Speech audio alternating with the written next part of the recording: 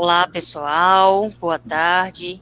Sejam todos bem-vindos ao Café Elétrico, terceira edição, que abordará temas relacionados à engenharia pós-pandemia. O Café Elétrico é uma webconferência promovida por docentes do Colegiado de Engenharia Elétrica da UFOB CMBJL, que busca fomentar a discussão de temas relevantes para o processo de formação do estudante do curso de graduação de Engenharia Elétrica e demais cursos da UFOB e comunidade externa. Em sua terceira versão, o Café Elétrico apresenta a temática da engenharia pós-pandemia, apresentando análise da importância de múltiplas áreas de engenharia e uma breve perspectiva pós-pandemia.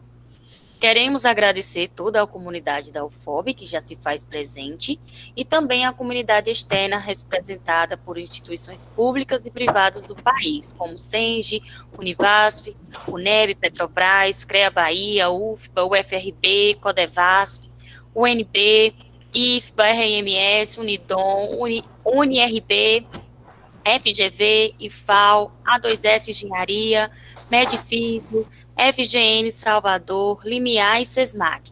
Sejam todos bem-vindos. Atenção! O registro da sua presença será realizada pelo Checkista Pro. Para o seu registro, você deverá acessar o link colocado no chat e digitar o código da reunião. Cada encontro tem seu código específico. Fique atento. Por favor, pedimos que mantenham seus microfones desligados.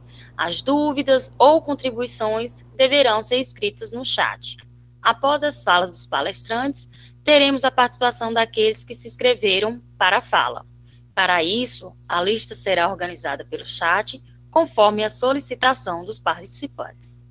No nosso encontro de hoje, com o tema Engenharias, Pandemias e suas implicações, contaremos com a participação do professor Dr. Pedro Cláudio dos Santos Vieira, que poderá se apresentar melhor a respeito da sua formação e atuação.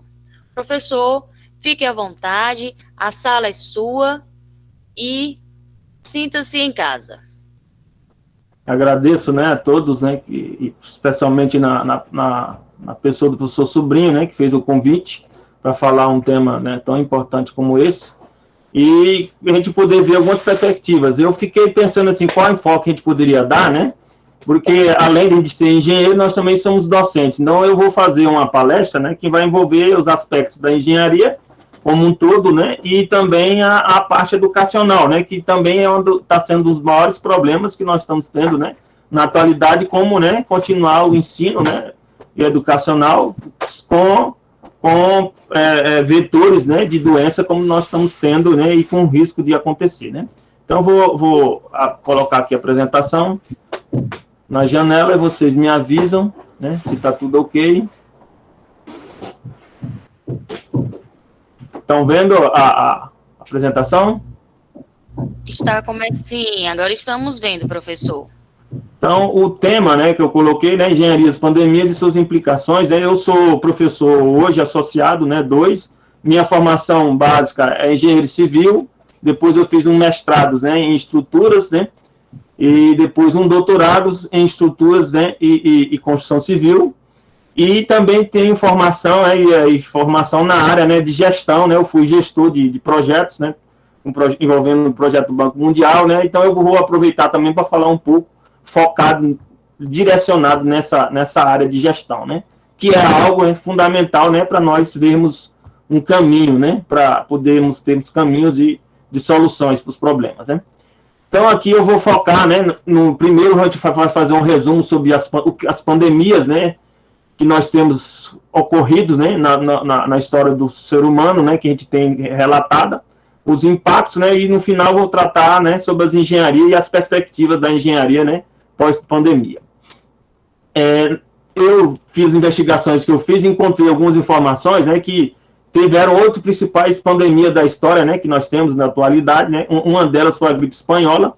Eu tenho uma matéria, né, sobre essa gripe espanhola, ela chegou a matar de 40 a 50 milhões de pessoas, né, com a gripe, em 1918, né, não está tão longe da gente, quase, né, 100 anos, né, porque 2018 seria 100 anos, causada, né, por um vírus, né, influenza, e esse vírus ainda tem vetores desse vírus ainda espalhados, né, provocando gripes, né, como as gripes influenza, né.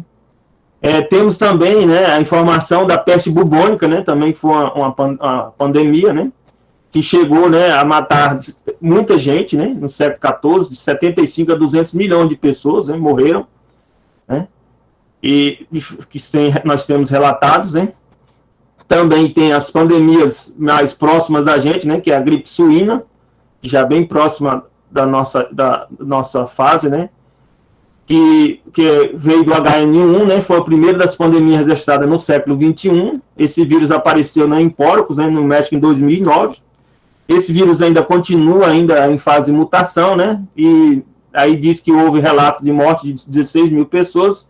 No Brasil, né, morreu cerca de 627, né. É a informação do Ministério da Saúde, né.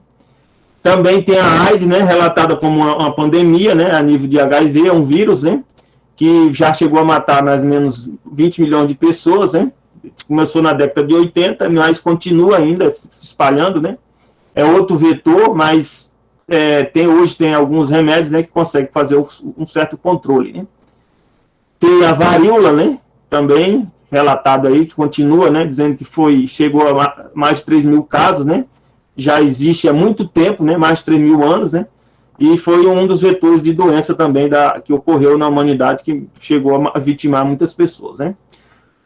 A febre tifo, né, até meu bisavô faleceu de febre tifo, né, minha mãe estava relatando, né, que é uma febre que houve, né, e entre 1918 e 1922, mais de 3 milhões de pessoas morreram, né, por essa febre, e começou, né, devido também às guerras que ocorreram, né, provocou o espalhamento, né, desse tipo de doença, né, também com proliferação de ratos. E aí depois a gente vai ver que muita coisa tem a ver com a engenharia, né, e com a engenharia que nós tratamos, né. A cólera também, né, é um outro vetor de doença, né, muito forte.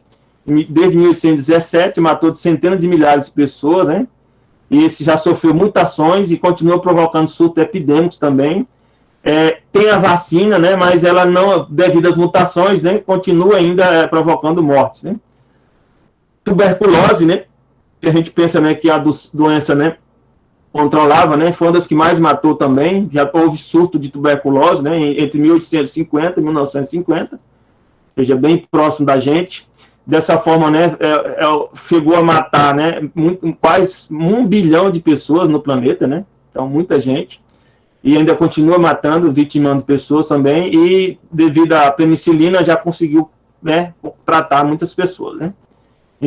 Então aqui nós trazemos aqui o Covid-19, que na verdade o termo científico é SARS-CoV-2, né, e aqui eu peguei o histórico, né, agora, do dia 28 de julho, que mostra a taxa de crescimento, né, diário, né, do Covid, né. Aparentemente, né, parece que aquela curva, né, curva de Gauss, né, ela foi um pouco modificada, né, mas continua persistente. Nós podemos ver aqui, ó, desde abril, né, aqui mais ou menos 8 mil casos, chegou a um pico de mais de 10 mil casos, né, diários, né, próximo entre março e abril, e aí agora está havendo variação, mas mundialmente não há uma diminuição, parece que está estabilizado, né, a doença mostra sinais, né, de persistência, né, que deve continuar, né, por mais um tempo aí. Senão a gente teria vindo essa taxa de decrescimento, né, e a gente não vê uma taxa de decrescimento acontecendo ainda. Apesar de ter uma curva, né, diminuindo, né, ainda continua como se fosse um platô, né. Essa informação que eu peguei hoje, dia 28 de julho, né. Aqui nós temos, eu peguei informação, né, da quantidade de mortes, né, acumulada, né, do Covid. Aqui temos o Brasil, né, em plena ascensão aqui, quase próximo dos Estados Unidos, hein. Aqui é uma função, eu acho que eu botei foi logaritmo, né, para ficar em relação aos outros. Não foi logaritmo não, tá linear, né. Mais ou menos mais de 100 mil casos aqui, o Brasil está se aproximando, né, de mais de 80 mil casos. Temos a Itália, a França, né, que continua persistindo, a Índia também está crescendo muito, a Rússia, Canadá, né, Escócia, né. Então, nós podemos ver que a doença ainda, em várias partes do mundo, ela continua, estabilizou, começou a crescer e agora estabilizou, mas está numa taxa, né, constante aí, como se fosse um platô, e esse platô né, continua, né, persistente, né, que nós não sabemos aí por quanto tempo, né, esse platô aqui vai continuar, apesar que o Brasil está na fase ainda crescente, né. E aqui também a taxa de fatalidade, né, que é em relação à quantidade de mortes pela população, né. O Brasil aqui, nós podemos ver aqui, ó, o Brasil está nessa curva vermelha aqui, começou com 4%, subiu mais ou menos próximo de 8%, já desceu um pouco, né, já está descendo para 4%, né, agora no final de julho, ou seja, a taxa de fatalidade, ou seja, a quantidade de mortes em relação ao total da população está diminuindo, mas o Brasil está bem próximo da média mundial, né, que é o World aqui, né, próximo da Alemanha, do Irã, né, dos Estados Unidos, né, a Índia está um pouco abaixo, a Espanha, a Suécia, a Escócia, porque a população é menor e por causa que a taxa de crescimento foi muito alta, muito rápida, eles estão acima ainda, né? Mas, de qualquer maneira, o Brasil ainda está na fase média em relação aos demais aí, né?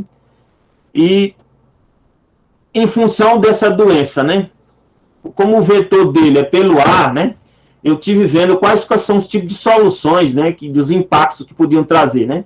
Que estão sendo discutidos a nível de engenharia, né? Eu estou muito assim preocupado, né? Que os modelos arquitetônicos que nós temos, né? As normas brasileiras, quem mexe com construção civil, a gente tem normas que tratam, né, de espaçamento, né? De tamanho de salas, tamanho de dormitórios, né? E isso de fato vai ter que ser mudado, né? Porque se nós temos doença como esse vetor que necessita, né, de distanciamento, as normas vão ter que ser repensadas em relação da BNT, né, a questão de espaçamento e distanciamento social, né. Então, os modelos arquitetônicos que nós temos, a área da engenharia, né, arquitetônica, engenharia de construção civil, vai ter que começar a repensar, né, o sistema de corredores, o sistema, né, de acesso, né, por exemplo, nas universidades, lugares onde tem grandes aglomerações como ginásios, campos de futebol, nós vamos ter que repensar tudo isso e talvez até que fazer reformas, né? Porque provavelmente pode ser que esse vetor de doença continue, né, acontecendo, né, pelo ar. E para poder, então aqui tem uma matéria, né, que eu peguei, né, que a cidade pós-pandêmica, né, expertos, né, tá em inglês, né, na área de coronavírus, né, estão tratando do impacto futuro nas cidades, né. Então aqui de forma traduzindo aqui, né, a questão justamente vai estar no aspecto arquitetônico, né? Vão ter que mudar, né, a forma arquitetônica urbana, e isso aí talvez as cidades, né, e as formas, sistemas construtivos, né, da fase de engenharia vão ter que mudar muito, né? Porque nós temos muitas populações muito apinhadas, né? E aglomerações hoje é muito fácil, né? Você fazer aglomerações da forma construtiva que nós nos encontramos, né? Estou falando muito rápido, tá ok para vocês?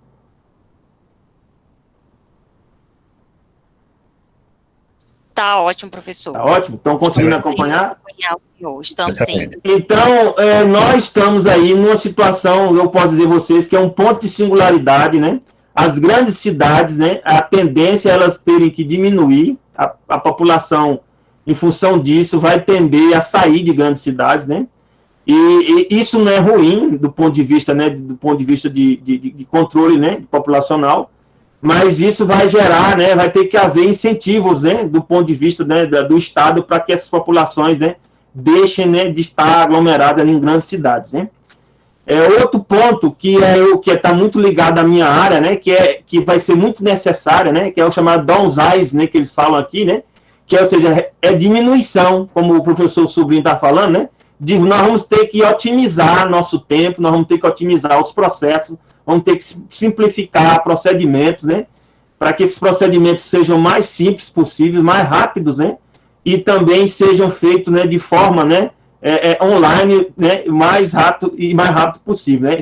Muitas empresas, né, eu acho que uma empresa que já está seguindo esse ritmo, né, é a Amazon.com, né, já tem essa visão, mas muitas empresas vão ter que ir para esse viés do marketplace, né, que seria o mercado, né, que você vai ter um grande depósito, as vendas vão ser online, né, a tendência vai ser essa, não vai modificar mais, e vai haver concentrações, né, de lugares onde você vão ter depósito, e esse depósito, no futuro, provavelmente vão ser tudo automatizados com robôs, né, e esses robôs vão estar fazendo, né, pegando caixas, né, levando caixa, provavelmente. A outra outro vetor seria a reengenharia de processos, né, que eu sou especialista nessa área.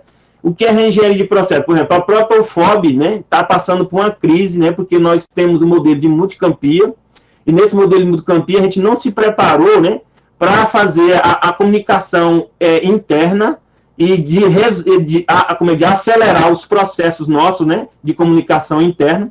Eu me lembro, eu fui candidato, né, a reitor, e uma das propostas minhas que eu tinha era justamente criar uma rede, né, de cabeamento interna entre os campos, porque usar a internet fica muito cara e você não tem controle, porque a internet cai, né? Se a gente fizer só a intranet, né, passando um cabeamento, nós conseguimos fazer, né, até aulas, né?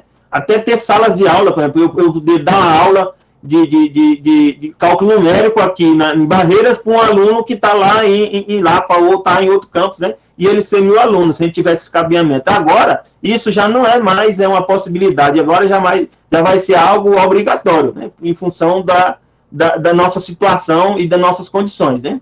Não sei como nós vamos conseguir os recursos, mas não dá mais para voltar para isso, né? Então, a área de reengenharia, a necessidade de capacitação, né, dos profissionais de engenharia na área de gestão vai ser, hoje é primordial, porque a área de gestão nos dá a capacidade, né, de monitorar o que está acontecendo e tomar decisões, né, de alterar os procedimentos de forma mais rápida, né?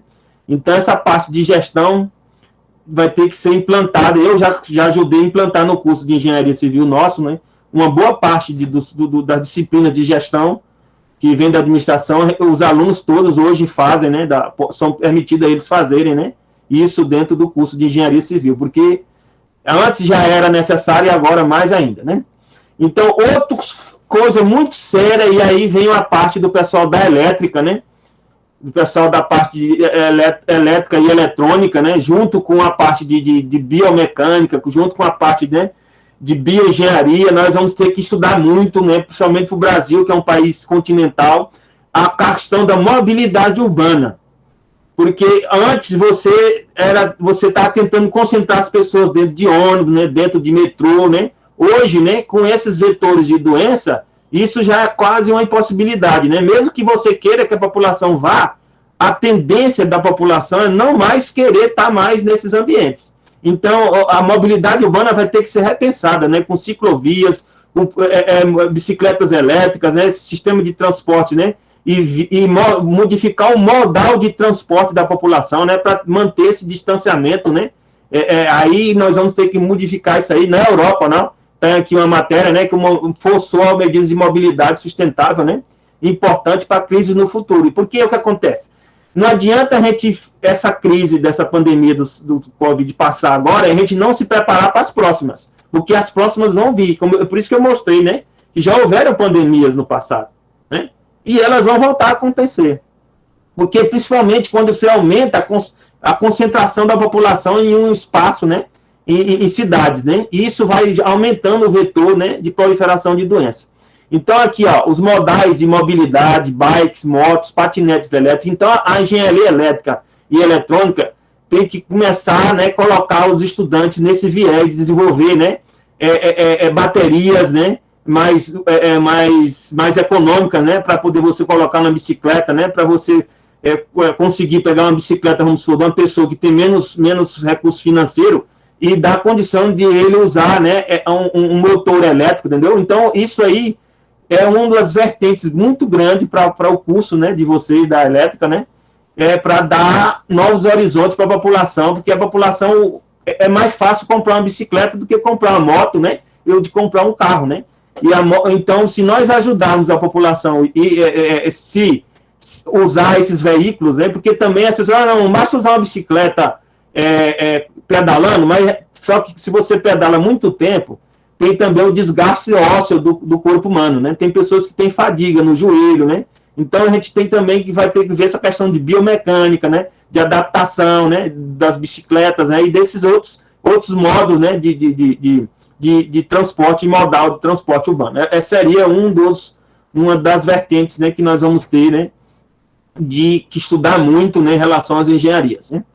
Outro, que também vai envolver a elétrica, né, vai envolver a eletrônica, né, é como nós desenvolvemos novos sistemas de comunicações, né, que permitam, né, que o acesso à população de maneira mais fácil, porque talvez, né, um celular para estudar é muito complicado, um tablet já é viável, né, mas os tablets que nós hoje usamos, né, é caro, muito caro para a população, né, e para o estudante, né, que, por exemplo, o nosso grupo de estudantes, que a maior parte, 80%, são carentes, né, eles têm dificuldades de acesso e também têm dificuldade de tecnologia, adquirir tecnologia, então a gente vai ter que pensar também em como desenvolver, né, instrumentos, né, de comunicação, de aula, né, para estudantes, né, e que a gente possa até desenvolver patentes, né, quem sabe, né, o pessoal da elétrica junto com outros, né, de tablets, né, que mais econômicos, né, que possam, né, dar condição para o FOB, né,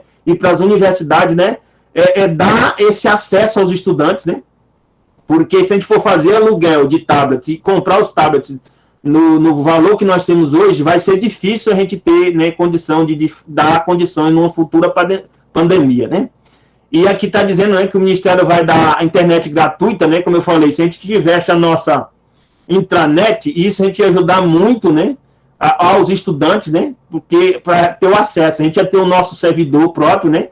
Então eles vão conseguir ter acesso, né, de forma mais otimizada se a gente já tivesse isso, né, dentro da UFOB. Então, a tendência é que as universidades vão ter que investir muito, né, a gente chama de TIC, né, tecnologia de informação, né, e de comunicação, mais ainda do que já tinha investido no passado, né. Outra coisa, né, que a gente também vai ter que ver, né, é que nós estamos em um corredor. Como a gente vai controlar, né, esse distanciamento em corredores, né? E aí vem algumas coisas, né, que talvez seja um futuro, né, para nós, né, da engenharia, né, de começar a desenvolver modelos, né, e fazer estudos, né. Aqui, ó, tem as cientistas estão correndo, estavam aqui falando, correndo quanto tempo, né, num super laboratório Sirius, né, para desenvolver o quê?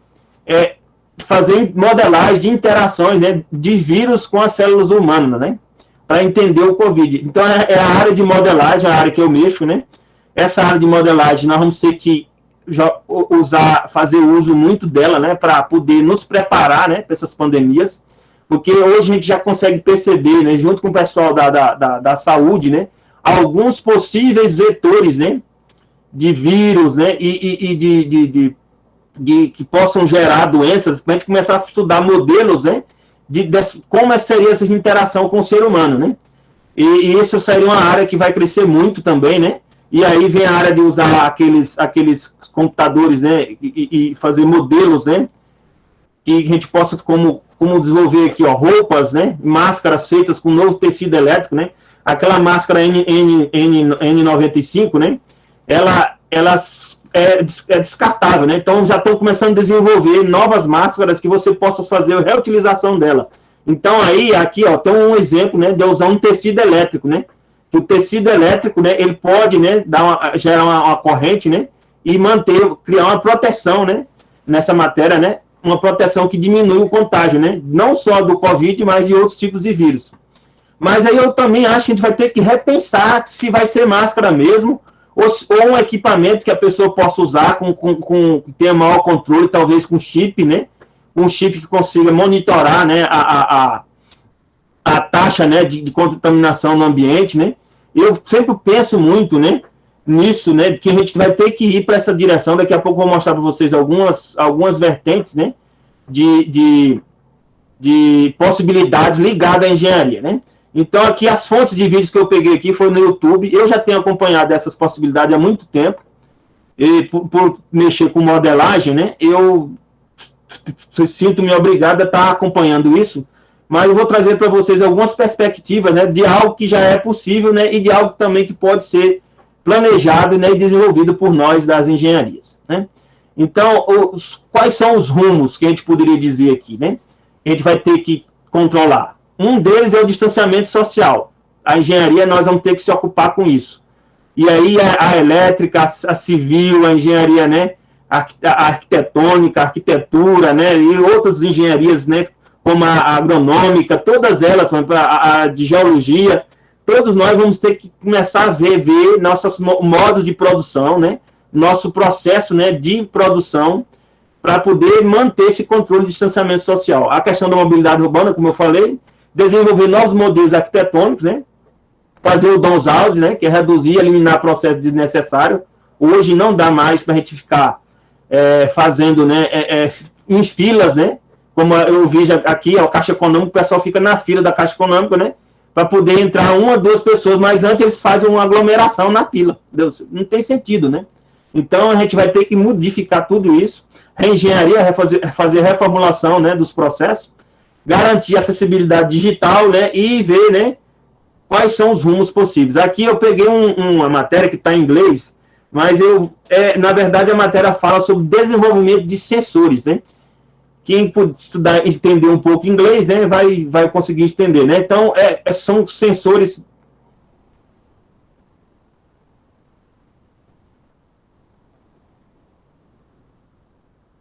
Então, resultado de teste, né? Desenvolver resultado de teste que sejam mais rápidos, é o que está sendo falado aqui, né? Professor, o áudio do vídeo... Não está aparecendo, não? Não está... Não estamos ouvindo, não. Ah, deixa eu ver aqui. Deixa só um momentinho. Era para estar aqui, deixa eu ver. Deixa eu ver a configuração aqui.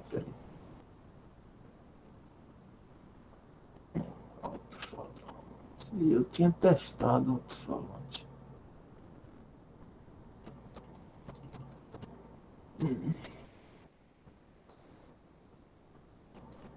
Eu não sei agora se eu tenho que sair para configurar novamente. Eu não consegui configurar aqui agora. Eu acho que é devido ao seu fone, professor. Como está conectado ao fone, aí acaba não saindo o áudio. Não, mas ele está separado, não está junto com o áudio do... Pode ser que seja porque está o áudio do... Está captando o áudio do microfone, né? Ficou estranho aqui, deixa eu... Então eu vou ter que explicar aqui, né? Vai ser o jeito. Então aqui fala sobre que desenvolver, né, um sensor, né, que seja mais rápido. Tem um professor do MIT, né, que é esse professor aqui que está aparecendo, né? Ele está ajudando, né, já a pesquisar, ó, tá vendo aí, ó, pega aquelas placas pequenas, né, de processadores, né, para desenvolver um sensor que esse sensor possa, né, detectar, por exemplo, dentro do elevador, dentro do ambiente, né, fazer justamente o uso desses sensores. Para nós, isso aí é o futuro, para o pessoal da elétrica, o pessoal da civil, para nós, vamos ter que investir muito nisso, né, que é desenvolver esses sensores. Como a gente vai fazer isso? Vamos ter que agregar o pessoal, né, da área da saúde, né, para que a gente possa, né, ver quais são as formas, né, de espalhamento, né, ver as formas, né, como ele está dizendo aqui, ó, os controles, né, desenvolver um sistema de processador, né, que seja pequeno e que possa desenvolver esses sensores, né. Então, seria um dos caminhos da pós-pandemia, não só para o vírus do Covid, mas para qualquer tipo de vírus, né, que possa estar sendo espalhado pelo ar, né, então seria um dos caminhos, né. Ó, então, usar um celular para detecção, né, também até usar o próprio celular para você fazer o sistema de detecção, né. Então, esse seria um dos caminhos e uma das vertentes de estudos, né, que futuramente, né, as engenharias, inclusive vocês, vão ter que se ocupar, né, relacionado a isso, né, que é desenvolver justamente isso. Deixa eu passar aqui. Então, tem outra aqui, não vai estar o áudio, né, mas vocês vão ver aqui. Outra perspectiva seria, né, você criar salas de aulas, né, que como a Microsoft já tem um projeto, né, que esse projeto aí que vocês vão ver, que você usa as telas, né, e essa tela é a tela digital, ela tem, atrás dela, ela vai ter o quê? Vai ter uns processadores, né, atrás, né, igual uma tela de um celular, e onde você consegue, de forma touch, né, escrever as informações, né, e enviar essas informações, né, para os alunos que estão naquele espaço ou em outro espaço onde essa tela, né, que seria como se fosse uma lousa, né, que seja colocado, por exemplo, duas lousas, elas podem usar um processador que liga as duas, né, tá vendo? Aí também telas, né, que esse seria o futuro que nós vamos ter que agora nos ocupar, né, dentro da engenharia, para permitir que, de fato, no futuro, numa pandemia, nós conseguimos dar aula, né, para um aluno, dar aula, né, mesmo estando em casa, né, dando aula, mesmo estando em algum espaço, né, público, né, a gente conseguir fazer esse sistema de comunicação, né. Então, vocês dão uma olhada, infelizmente não tem o áudio, né, mas vocês observam agora um pouco.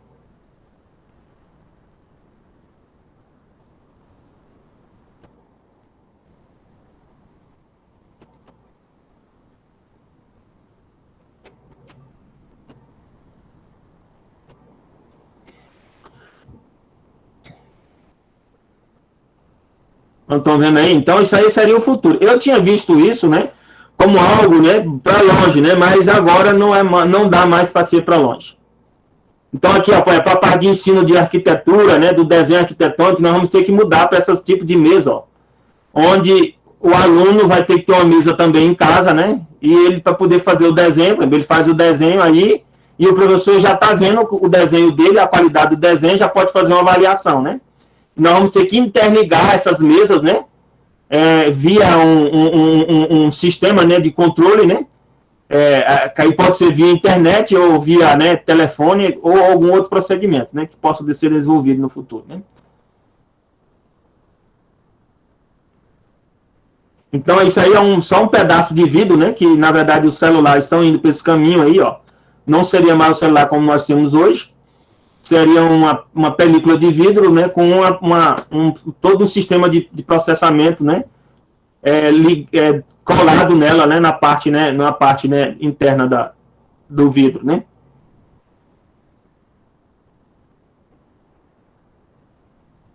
Então, você encaminhar informações de um para o outro, né.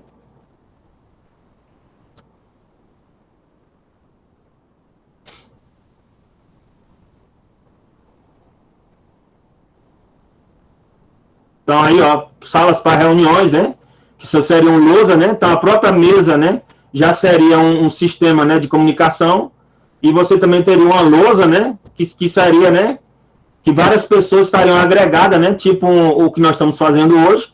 Então, no futuro, nós vamos ter que desenvolver tecnologia para baratear isso, né, seria um dos futuros, né, para nós, porque como o Brasil, a maioria da população é pobre, né, para que a gente alcance esse tipo de ensino, nós vamos ter que começar a estudar isso e desenvolver essas tecnologias, né?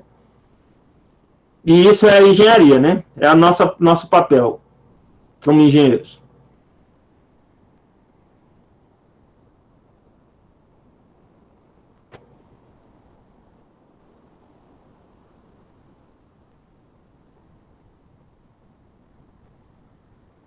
Então, você conseguir fazer transferência, ó, de forma mais rápida, né?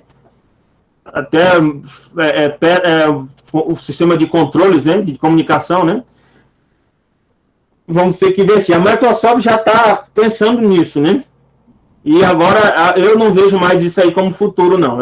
Já é para agora. Conseguir colocar, né, sistema de comunicações, né, com telas, né, dobráveis, né? Isso aí vamos ter que investir mesmo. Aqui já são jornais, né, que é onde você tem comunicação, né?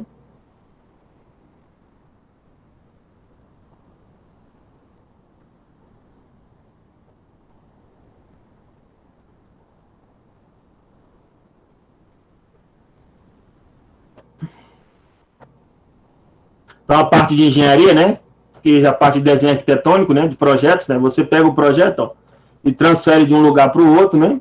Então, isso permitiria, né, a gente poder dar uma aula, né, numa mesa, né, onde um aluno mesmo em casa, né, a gente mandaria para ele, né, esse aparelho faz uma projeção, não sei que tipo de projeção pode ser essa, com luz, né, um feixe de luz, e projeta numa mesa, né, essa informação, e ele consegue fazer, né, ter a aula, né, e a gente consegue estar em contato com ele, né, mesmo ele estando, né, afastado da gente, né.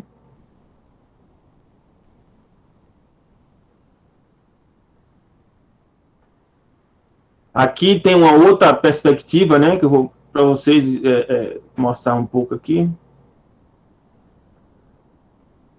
Aqui já será tecnologia de comunicação também, né? Que a Microsoft também está visualizando isso aí, né? Então aqui seria um óculos, né? Onde esse óculos já vem com um sistema, né, de comunicação, onde você faz, né, manda informações, né, envia informações, né? A tela do carro ali, ó, que é o vidro, né, já também recebe a informação, né? Então, isso, né, é o que vai permitir a gente estar em comunicação com as pessoas, mesmo estando distante, né? Vamos ter que começar a investir em tecnologia nos meios que a gente utiliza, como carro, a nossa casa, né? A sala de aula, né? O celular, né?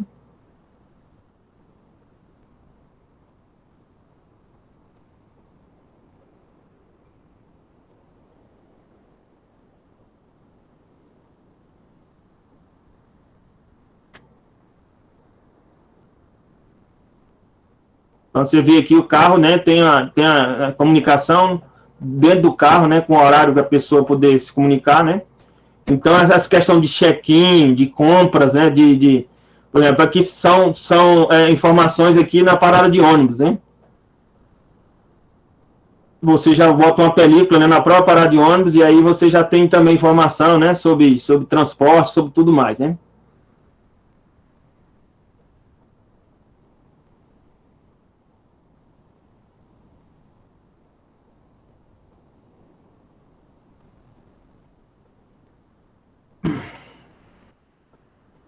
Então, a captura, né, de informações,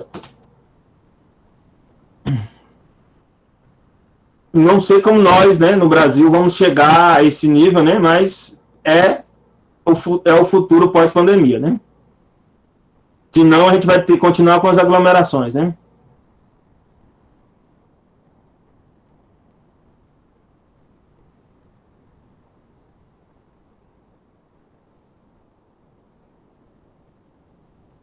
Então, o sistema, né, de comunicação Bluetooth, né, aqueles outros, né, o IP6, IPv6, né, sistema de comunicações também, de comunicação vão ter que ser melhorados, né, para a gente garantir, né, a privacidade, né, da informação que você está recebendo, que você está transmitindo, né.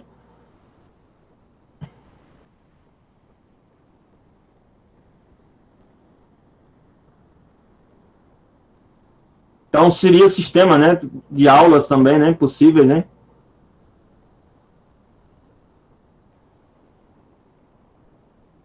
Aqui, ó, na sala de reunião, uma mesa, né, digitalizadora, né. Eu adquiri uma mesa, né, porque se tiver que dar aula agora aí nesse período agora para os alunos, né, eu vou ter que usar uma mesa digitalizadora, né, parecido com esse rapaz está usando aqui, né. Então, nós vamos ter que investir muito, né, nisso, né, para poder fazer, né, ter condição, né, da pessoa captar, né, assimilar a aula, né, assimilar o conhecimento, né, ou a informação que a gente quer transferir para as pessoas, né.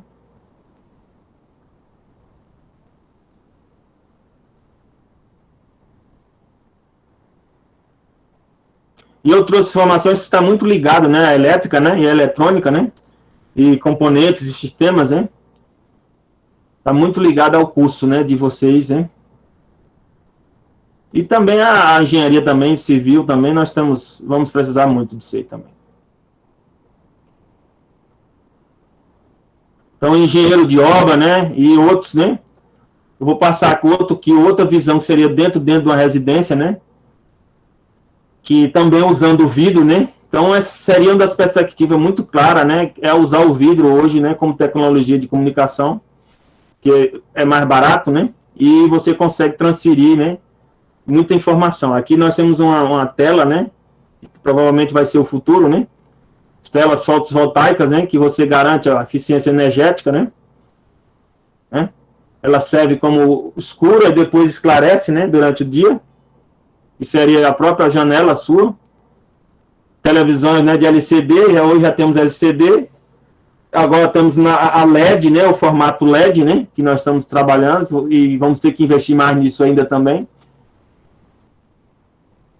Além disso, as TVs vão ter que ir para esse caminho, né, do touch, né, porque todo mundo tem uma TV em casa, né, tanto para um aluno assistir aula em casa, talvez, quem sabe, a própria TV, né, do aluno, né, da casa dele, nós conseguimos dar aula usando aquela TV do aluno, né, na residência dele, né. Então, seria uma das perspectivas que a gente vai ter que pensar aí, né, que como engenheiros, né, e como professores também, né, a parte, né, de sensores, né, materiais, né, como aqui a geladeira, né, então as perspectivas são enormes, né, usando materiais como a base de vidro, né, que é o glass, né, que é vidro. Eu vi como uma das futuras perspectivas a serem usadas, né, comunicação, né, em veículos também, né, o próprio carro, né, tem muito vidro que você pode também usar para essa transferência de informações, né? Aqui, ó, tá vendo na mesa, né? Então nós vamos ter que sair daquela visão, né, que é o tablet, que é o celular, e começar a pensar na chamada internet das coisas, né? Porque aí seria uma maneira, né, de você poder as pessoas trabalhar em casa e comunicar, né, uns com os outros, né, mesmo estando afastados, né? Como nós estamos fazendo uso agora, né, desse espaço, né, que nós temos aqui do Google Meet, né? Outra área muito forte, né, seria o desenvolvimento, né, de softwares, né? Porque não adianta ter o vidro e ter o processador se eu não ter a linguagem, né? Não ter o código que faça, né, esse processamento que gere, né, essa comunicação. Então, essa área, né, de modelagem, né, e de desenvolvimento de código, né, de linguagem, né, através de linguagem de programação, vão crescer muito, né? Então, no curso da Civil mesmo, da gente, a gente acrescentou muita coisa para que os alunos possam, né, avançar nesse sentido, né, de ter conhecimento, de desenvolver seu próprio código, né, desenvolver tecnologias, né, e desenvolver com um código próprio, né. Então, aqui está a comunicação em larga escala, ó, várias pessoas aqui. Então, as telas seriam maiores, né? E você teria vários tipos de informações, né? Numa mesa, né? Numa parede, né? O seu celular, né? Transferiria essas informações, né? Então, você podia usar o celular do aluno, né? Com um código dado pela UFOB, né? E esse código permitiria ele ter o acesso, né? A essas informações que estariam no banco de dados, né? Em algum lugar, em algum banco de dados que a gente teria que criar, né? Para poder estar o aluno acessando, né? É lógico que eu estou falando de perspectivas aqui, não para hoje, né? Mas eu não estou vendo, né? Que vai haver soluções imediatas, né? Para essa pandemia hoje. A gente tem que começar a pensar para o futuro, né? A gente se preparar para as próximas, né? Agora a gente já não estava preparado, né?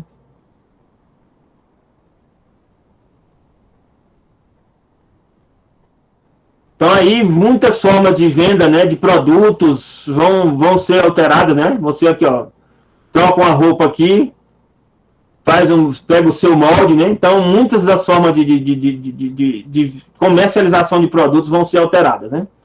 E aí vai entrar a engenharia, ó, aquela tela ali, ó, como eu falei para vocês, tela flexível. Essa é uma que eu vejo que é muito boa, né, para engenharia, ó, desenho arquitetônico, né?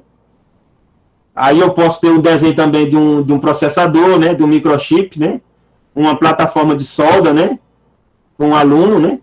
Essas telas ali que eu mostrei, que passou muito rápido, né, elas podem ser mais baratas, né, do que outros produtos no futuro, né. Aí a TV, né, em vidro, né. Aí aqui já está com a questão de projeção, né, que é futuro, quem sabe usar lasers, né, um laser, né, com um tipo de gás, né, para projetar a informação de forma que você vê ela 3D, né? Quanto mais, né, a gente se permitir melhorar esses procedimentos, né, maior vai ser a possibilidade de a gente estar preparado para essa pandemia, para as pandemias futuras, né? Então aqui a questão de forma resumida, né? Eu já estou quase terminando, né? As ações, né, de infraestruturas que eu poderia sugerir, né, dentro das engenharias de tecnologia seria o quê? Planejar novos acessos de sistemas construtivos, né, para diminuir o contato entre pessoas, né, por exemplo, os corredores que nós temos hoje, os espaçamentos mínimos de corredor, que é 1,20, 1,50, vão ter que ser modificados, né? E aí, com certeza, né, as áreas mínimas de construção nós vamos ter que alterar todas, vamos ter que modificar isso a nível de norma, né, da BNT, implantar o sistema de câmeras, né, de interação entre docentes e discentes nos laboratórios, né, e aí, como eu sugeri para vocês, para isso a gente vai ter que ter uma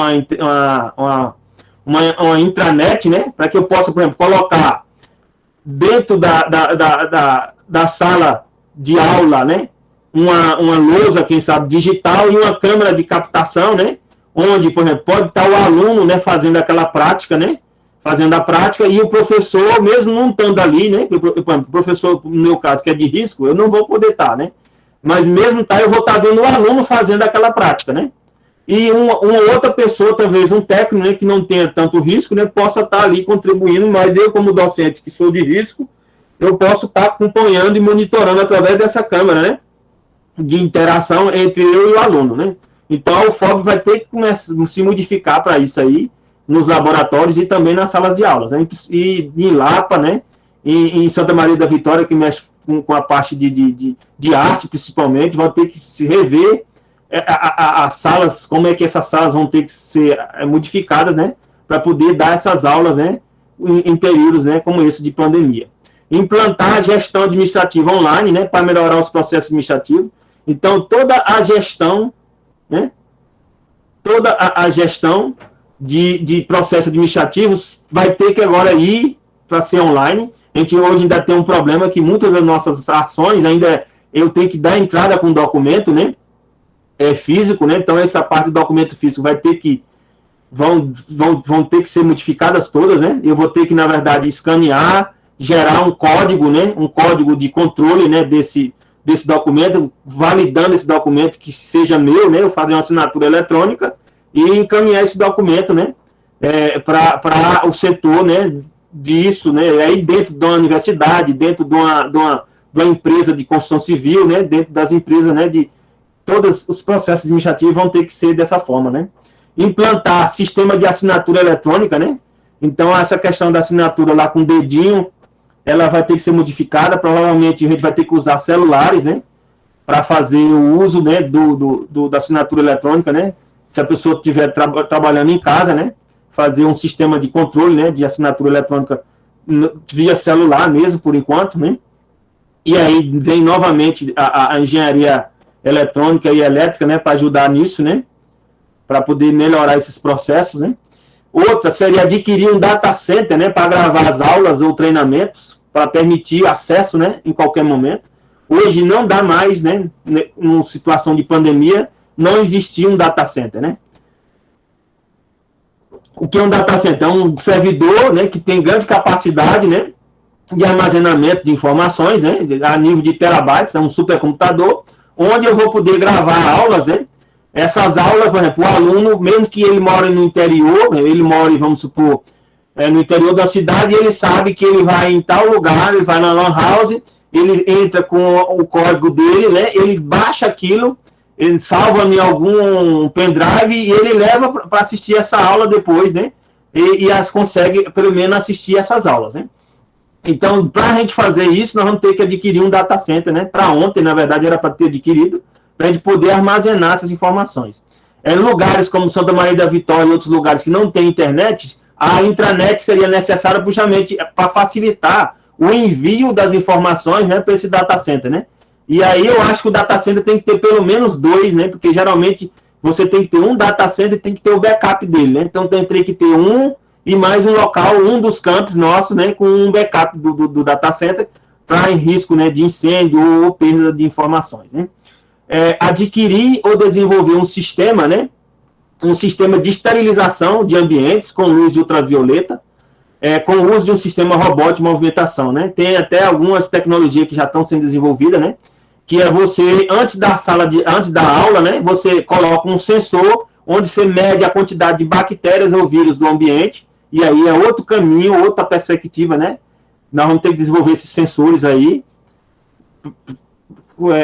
o campo de pesquisa, vai ter que trabalhar com isso, e também desenvolver luzes, né, ultravioleta, né, que com robôs, né, que o robô entra na sala e ele lança essa luz ultravioleta e ele esteriliza a sala, né? Toda vez que antes que acontecer uma aula, né, para a gente poder ter controle de aula, né, em locais como laboratórios, né, onde você vai ter poucos alunos, mas mesmo assim você tem que garantir que a sala está esterilizada, né, e para diminuir o risco, né, de contaminação. Adquirir ou desenvolver um sistema de verificação, né, do quantitativo de vírus, né, como eu falei, de bactérias no ambiente, e aí os sensores, né, como tem alguns professores do MIT e alguns lugares já estão começando a desenvolver, né, eles estão querendo fazer até via celular, não sei se celular no início vai ser razoável de conseguir isso, mas seria uma das perspectivas, né, desenvolver esses sensores. Aí a gente vai ter que se unir com o pessoal da saúde para poder desenvolver esses sensores, né. A parte de gestão educacional, né, seria criar normas, né, para que o horário de aula, né, presencial possa ser usado, né, para interação entre docente e discente online, usando aplicativos que gerenciam o tempo no caso de pandemia, por exemplo. Então, o momento que eu ia dar aula, eles têm que ser distribuídos, né, na interação entre eu, que sou o docente, com o aluno, né, no momento que eu vou estar com o aluno, a gente tem que ter um aplicativo, né, tem que ter um aplicativo de ensino que controle esse tempo, né, para que eu mesmo aqui consiga ser medido, né, a aula que eu estou dando para o aluno e o tempo que eu estou interagindo com ele, né. Então, a forma e o formato das aulas vão ter que ser modificadas, né, porque já existe pesquisa mostrando que se você fica muito tempo fazendo o que nós estamos fazendo aqui, as pessoas podem chegar a ter fadiga, né, fadiga de cansaço mental, de tantos momentos como esse que nós estamos presenciando aqui. Então, para um aluno que vamos supor que tem 8, 4, 5 disciplinas, para ele pode ser muito cansativo, né? Então, outra coisa, nós vamos ter que mudar também o formato do semestre, né? E permitir que o aluno, né, se movimente, né, durante o semestre, né, com essas aulas, né? Então, vamos ter que mudar essa forma da aula. Como é que nós vamos medir a aula, né? Criar normas para permitir que as aulas e laboratórios sejam feitas em qualquer horário, né? Pelo discente, com acompanhamento de técnicos de laboratório. Ou seja, a gente vai ter que agora, na situação que a gente se encontra, nós vamos ter que ter, com certeza, vamos ter que investir em técnicos de laboratórios, para que, por exemplo, não dá para você colocar mais o aluno para fazer prática num horário, né, fixo, uma turma de 15, 20 alunos. A gente vai ter que botar 3, 4 alunos fazendo a prática, e ele vai ter que ir lá, né, na hora, né, agendada que for melhor para ele, né, que tiver menos risco, né, do ponto de vista, né, de acesso, né, e ele poder fazer essa prática dele ao longo do dia, né, e então o laboratório vai estar aberto aí durante esse tempo todo. E aí faz um sistema de agendamento para poder ter esse certo controle, né. Seria um dos caminhos que nós vamos ter que investir, criar normas, né, e criar procedimentos para isso, né. Aí, novamente, entra as engenharias, né, para ajudar, né, fazer, né, sistemas, né, que a gente possa fazer esse monitoramento, né, dessas aulas práticas, né. Então, aqui, outras ações educacionais também ser criar ou adquirir um sistema para preparo de provas e exercício online. Então, nós, docentes, vamos ter que remodelar todo o nosso sistema, né, de provas. Minhas provas, por exemplo, são 4 horas de provas. Eu tenho uma disciplina que é chamada de hiperestática, né, que é dimensionamento e análise estrutural, que o aluno tem que fazer passo a passo. Então, por exemplo, como é que eu vou cobrar dele para fazer isso na casa dele? Como eu não vou saber que ele não está fazendo, né, copia e cola de alguém? Isso tem que ser real time, ou seja, vai ter que ser online. Eu vou ter que aplicar a prova para ele online, né? E dentro da prova, eu vou ter que ver ele fazendo a prova, entendeu? Então, aí vão ter que há mecanismo, né, que eu vou ter que estar vendo ele fazendo a prova, onde quer que ele esteja, né? Ou criar provas, né, que alguns vão conseguir criar a prova mais fácil, no meu caso vai ser mais difícil, criar provas que sejam de marcar, né? E fazer essas provas que elas gerem um sistema aleatório, né, de combinação aleatória de perguntas, né, criar um banco de perguntas, né, e para cada aluno fazer uma prova personalizada, né, porque aí senão a gente não vai conseguir ter controle que o aluno, de fato, não teve contato com outro aluno, né, e que um ajudou o outro, né, na prova. Então, a gente vai ter que repensar esses formatos, né, de prova todos.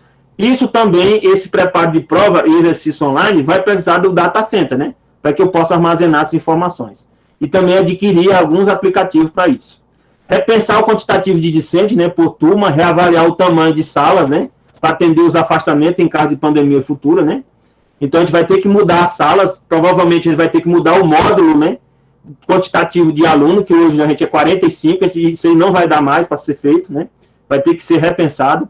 Nesse caso, como eu vou ter que diminuir a quantidade de discente e o docente é um só, nós vamos ter que aumentar a quantidade de docentes, vai ter que contratar mais docentes, né, ou nós vamos ter que fazer, né, o semestre de outra forma, né, aumentar o tamanho dos semestres, né. Implantar um acesso do servidor a um data center, né, como eu falei, de modo que o mesmo possa gerenciar uma conta similar a um OneDrive, né, ou um Google Drive, né, para armazenar materiais de ensino, né, e poder o aluno ter acesso, né, a esses materiais, né, todo o tempo, né. A questão de acolhimento e acompanhamento de servidores, né, isso aí é o que eu estou falando, que serve para uma universidade, vai servir também, né, para um canteiro de obra, né, vai servir para qualquer lugar, né. Fazer convênio, né, com o plano de saúde coletivo, né, para permitir um melhor acompanhamento da saúde, né, desses servidores, criar um sistema de acompanhamento psicológico, né, e psiquiátrico online. Isso aí hoje é extremamente necessário. Tem muitas pessoas que só o afastamento já está gerando, né, ansiedade e outros problemas mais, né. Então vai ter que criar esse sistema, né, com urgência. E era isso, né. Passei 2 minutos aí, sobrinho, do tempo. Agradeço a vocês, estou disponível aí para as dúvidas, né. E como falei, aqui é um pano geral que eu estou dando para vocês e quem quiser depois conversar comigo e só também pessoalmente, a gente está disponível para poder ajudar, né. Obrigada, professor Pedro. Então, agora a gente parte para as perguntas, contribuições, né, do pessoal. Até o momento, ninguém se inscreveu, então eu acredito que a gente precisa dar só um empurrãozinho, né, sobrinho, para ver se a galera cria ânimo e coragem para fazer os questionamentos. Já que eu gostaria de começar, tá, sobrinho? Eu sei que você está aí doido para perguntar também, mas eu vou começar aqui, então, com o meu questionamento. No slide de 36, professor, eu me atentei ao que o senhor falou em termos de começarmos a gerenciar como a gente poderia fazer essa retomada de alunos e professores na universidade.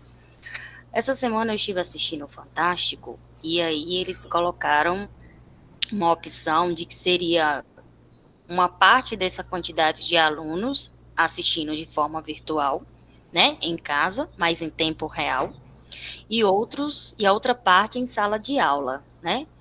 Até eu achei estranho, mas depois quando eu fui raciocinar, eu achei que, a depender da quantidade, né, do tamanho da turma do professor, seria cabível. O que o senhor acha em relação ao que essa reportagem tem, até mesmo ao que o senhor chegou a abordar nesse slide 36?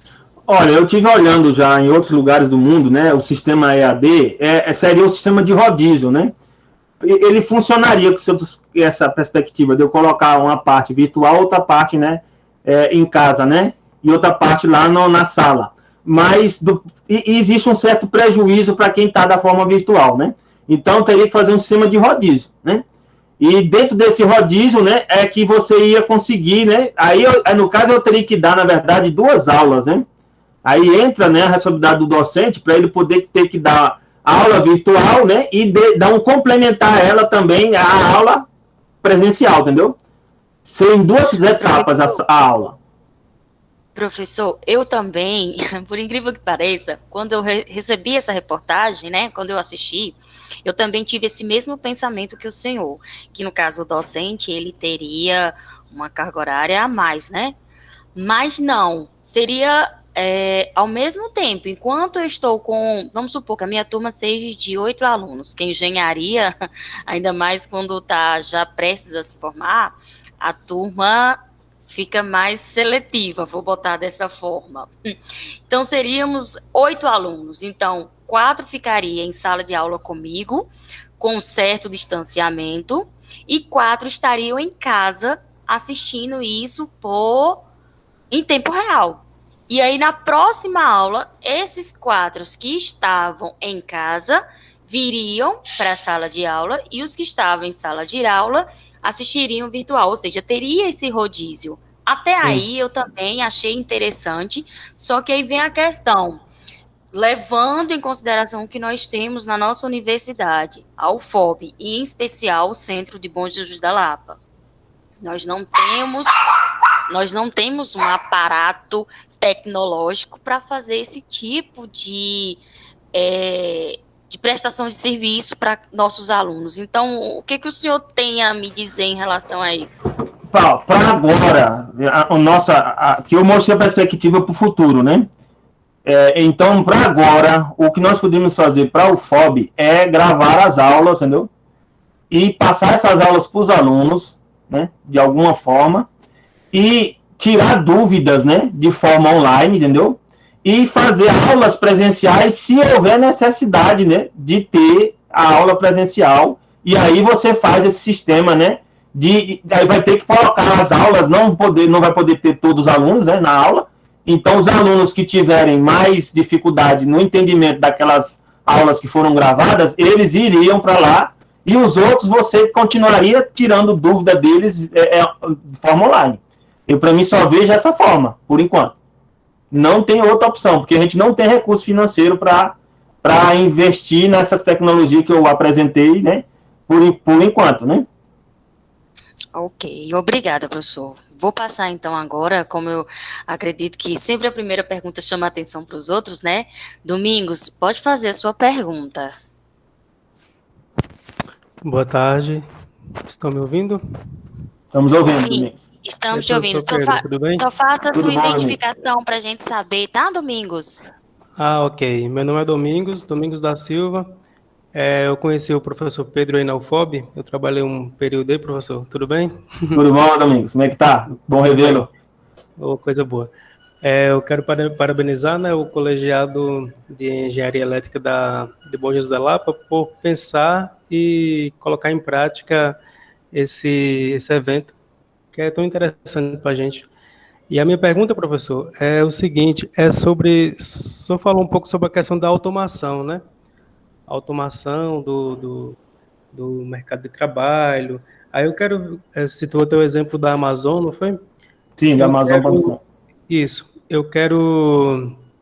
minha pergunta é a seguinte, como é que o senhor vê essa questão da automação da mão de obra de trabalho, essa relação, né, que tem, porque que a gente percebe com a chegada da automação, com a robotização daquela parte operacional, a quantidade de trabalhadores que perdem o emprego por não ter uma qualificação ou por não estar apto, né, a aprender aquele tipo de manuseio daquelas máquinas, e eles são descartados, assim, entre aspas, né? Como é que o senhor vê essa questão entre a automação do trabalho, né, na automação, referente à questão do sucateamento, né, dos direitos trabalhistas, essa relação que o senhor, como é que o senhor enxerga essa questão? Primeiro, eu vou falar para você que, por exemplo, a automação é um caminho sem volta agora, entendeu? Principalmente pelos prejuízos e os riscos, né, das empresas, né? Porque, por exemplo, as empresas, a maioria delas não estavam preparadas, né, para passar 4, 5 meses parada, entendeu? Então, isso gera risco, né, de colapso, né, de muitas empresas, né? Às vezes a empresa não tem a capacidade, né, de se manter por 1 ano, 6 meses, né? Então, para isso, eles já viram, né, que a mão de obra, o que vai ter que acontecer, qualificar a mão de obra, é o que vai acontecer agora, para que possa usar os sistemas, né, de automação. Mas a automação não vai ter mais volta. Infelizmente, né, essa relação, né, por exemplo, principalmente da construção civil, de muitos serventes de pedreiro, vários, né, auxiliar, isso não vai existir mais, né, no futuro. A engenharia, por exemplo, da construção civil vai modificar toda. E hoje já existe uma área que a gente chama de impressão, né, de tijolos, né, de paredes 3D, né, com impressoras 3D, vai por esse caminho agora, mais ainda. Então, o que vai acontecer? Nós, dentro das academias, universidades, vamos ter que focar em criar cursos tecnólogos, né, porque muitas das pessoas não vão querer passar 5 anos, né, fazendo um curso de engenharia, mas ele pode querer fazer um curso prático, né, de tecnólogo, né, de manutenção de máquina, né, por exemplo, de levantamento, né, de paredes, né, com robô, entendeu? Então, nós vamos ter que começar a criar esses tipos de sistemas educacionais para qualificar essa mão de obra, né, que iria perder o emprego, né? Na verdade, esse emprego não é nem perder mais, eles vão deixar de existir, e nós vamos ter que preparar a sociedade para essa mudança. É o que vai acontecer aí, entendeu? Infelizmente, não, em função dessas pandemias, a tendência vai ser isso, né? Porque a empresa nenhuma vai ficar parada, né? 4, 5 meses mais, né? Sem ter um sistema, né? De continuar o sistema de produtivo dela mesma, né? Não sei se você conseguiu entender. Do ponto de vista de legislação, a legislação nossa trabalhista, ela realmente vai ter que ser alterada praticamente toda. A questão dos direitos, aí a gente vai ter que ver, né, como isso vai ser feito, né, porque eu não digo assim para você, quando houve a mudança, por exemplo, dos sistemas que antes era de cabos, né, de cobre, né, e passaram para cabos de fibra ótica, muitas empresas quebraram, né, mas surgiram novos empregos, né. Então a tendência é que vão desaparecer alguns empregos, né, que é o emprego mais ligado à maneira braçal, né, e vão surgir empregos mais, né, de você utilizar os softwares, utilizar um mouse, né, utilizar um joystick, né, como a gente chama, né, no inglês, né, para poder manusear e movimentar as máquinas, né, e isso que vai ter que acontecer, né, nós vamos ter que fazer parcerias, né, com a Serpro, né, com os institutos de treinamento, né, como SESI, Senai, né, essas parcerias com a universidade nós vamos ter que começar a fazer, porque o futuro é esse aí, não tem mais volta.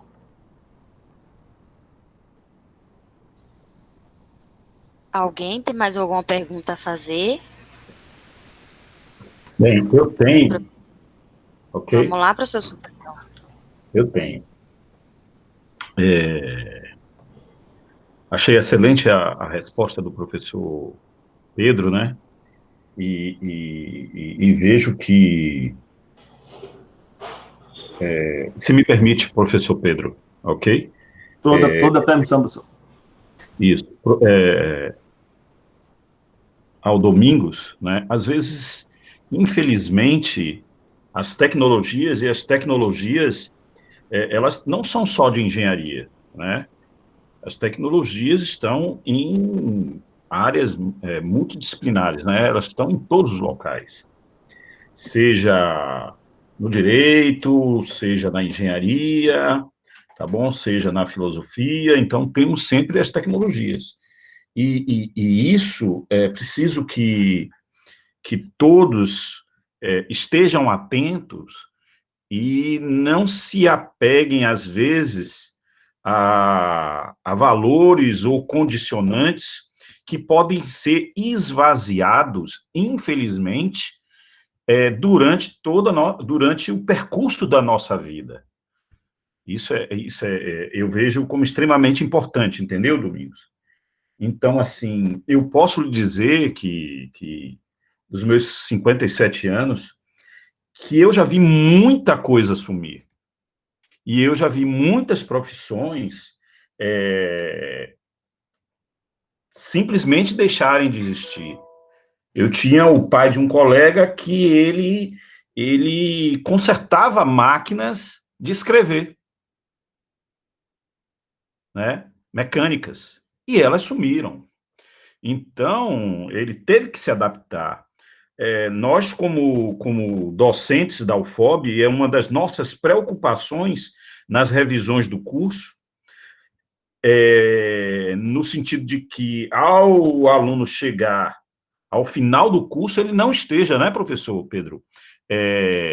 Como a gente diria... Já defasado, né, como diz, né? Exatamente, já defasado, já obsoleto.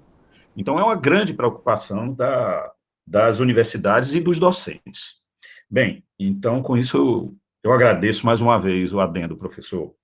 Eu faço uma pergunta aqui. Bem, como é que o senhor olha, evidentemente, que o curso de engenharia civil também tem suas próprias peculiaridades, né, e suas obrigatoriedades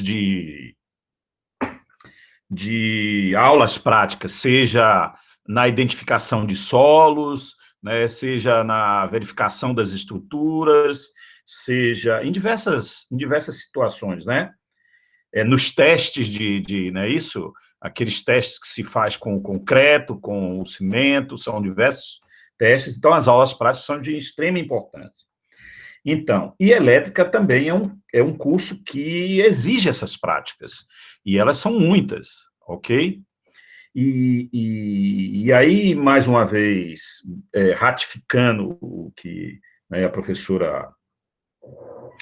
A minha preocupação maior não é só no esvaziamento, talvez, das práticas, que seria bastante prejudicial ao curso, mas principalmente ao assincronismo disto. Ou seja, muitas vezes não fica bem, né,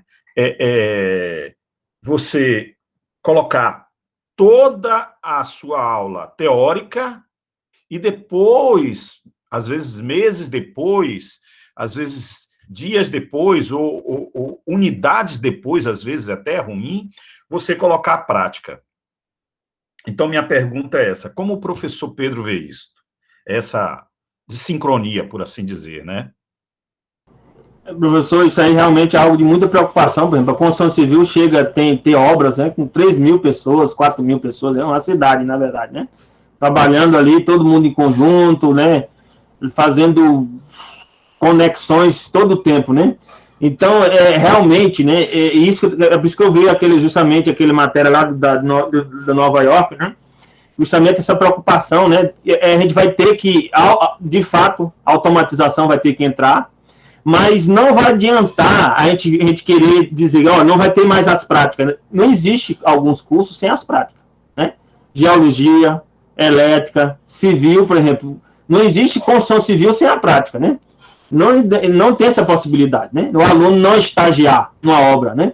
E não ver o dia a dia da obra. Então, o curso desaparece, né? Eu dou disciplina teórica, mas é base para a prática dele, né? Porque no final ele vai ser o prático.